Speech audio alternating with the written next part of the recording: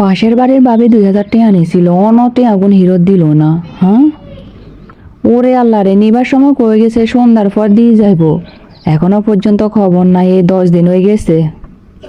না, কিছু না কইলে দেয়া যার টেয়া পয়সা মনে দিত না। কেমনটা লাগে আর রাতে টেয়া নাই। হ্যাঁ, কামাই রোজগার তো করি না, 2-4 টেয়া রাখি গুজ্জা গুজ্জা। তাও যদি এভাবে লই যায় 3-4 মাস নিজের কাছে রাখিতে কেমনটা লাগে। হ্যালো ভাবি। হ, কেডা? ভাবি চিনেন না? আনের পাশের বাসা রুম্পা ভাবি কইতাছি। ও আন্নে ভাবি। ভাবি আছেন টাছেন কেমন? খোঁজ খবর দেখি নাই। ভাবি ওই দিন যে টেয়া নিয়েছিলেন, টেয়াটা কি দিতে পারবেন? ও ভাবি, ওই দিন টেয়া আনছিলাম, সন্ধ্যার পর ভাবছিলাম দিতে যামু, পরে কামের মধ্যে আর হয় না। হ্যাঁ ভাবি, আর তো টেয়াটা লাগতো।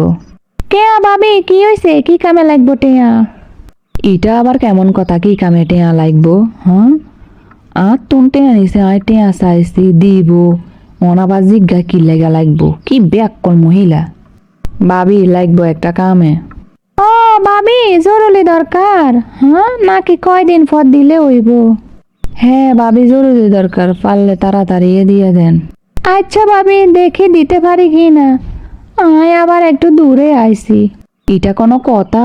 টেয়া চাইছে দিছি, আর টেয়া লাগবো কা হিট হের দ্বারে কন লাগবো? হ্যাঁ, জরুরি লাগবো না এমনি লাগবো, ইট হিতিরে কন লাগবো? ও মা, অনাবার ক দূরে আছি। জীবনে অনেক অবহেলিত হয়েছি, অনেক টাউট বাটফারের পাল্লায়ও পড়ছি, বিভিন্ন ধরনের সিটারের সম্মুখীন হয়েছি। মোট কথা, বাঁশ যত ধরনের আছে সব খাওয়ান হয়ে গেছে। কিন্তু এবার চিন্তা করি নিজেরে লবণের মতো তৈরি করমু, যাতে কেউ বেশিও ব্যবহার করতে না পারে, আবার আড়ে সারা চলতো না। এবার দেখমু আরে কেন ঠকাও, আবার আরে কেন অবহেলা কর।